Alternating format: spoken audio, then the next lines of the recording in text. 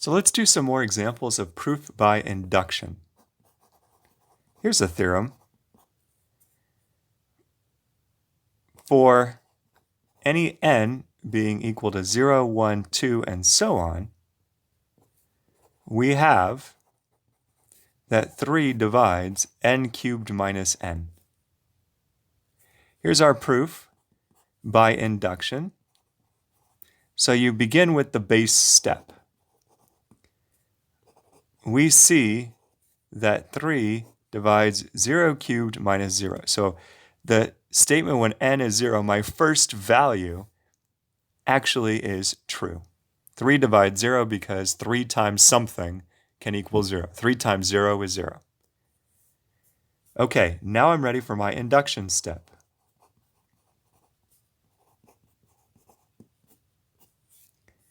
So in your induction step, you assume the statement is true for n, and then you try to prove the statement's true for n plus 1. So I'm going to assume that 3 divides n cubed minus n.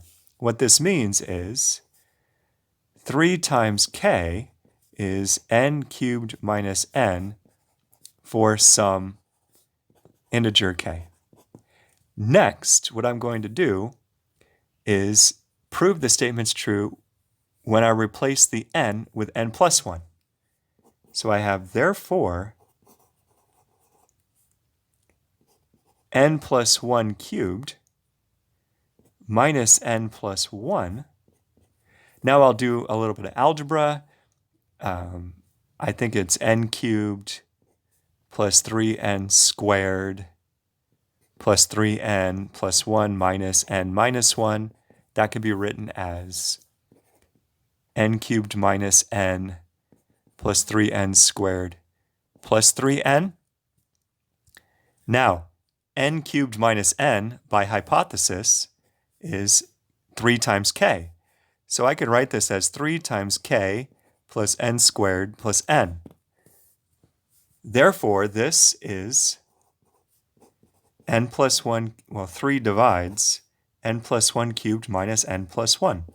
End of proof. I am done by induction. Because I showed the base case, the first domino, and then I showed that each domino will knock over the one next to it. Let's do one other example for this video of a proof by induction. How about this?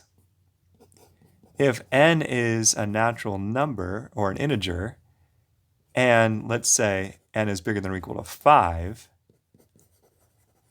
then n squared is less than 2 to the n power. Okay, let's prove this by induction.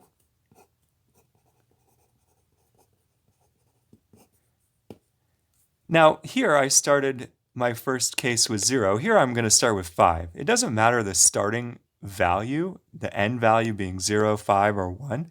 As long as you tip over the first domino and then show all the other dominoes fall as a result, you've done a proof by induction. So here's my base case, or my base step. We see that 5 squared, that's 25, and 25 is less than 32, which is 2 to the 5th. So my base step complete. Now for my induction step. So I begin by assuming that this statement is true. Next, I need to prove that the same statement is true when I replace every n with n plus 1. So then I have n plus 1 squared. I'm writing n plus 1 squared down because that's what I need to understand. This is equal to n squared plus 2n plus 1. Now I'm dealing with an inequality. Sometimes people get confused at first, but when you're dealing with an inequality, you don't have to have equality. I guess, I don't know if that's not confusing, but the freedom that gives you is sometimes not as comfortable as when you have an equality. So what I mean by that is, I could make this bigger if I'd like. I'm going to make it bigger. I'm going to say this is the same as n squared plus 2n plus n. N is bigger than or equal to 5. So n is bigger than 1. So this is the same as n squared plus 3n. And I'm going to say that that's less than n squared plus n squared. 3 is smaller than n. So I could replace that 3 with n. And so now I have, this is 2n squared. So 2n squared, by this hypothesis, is less than 2 times 2 to the n, which is equal to 2 to the n plus 1. And I think that's the end of the proof.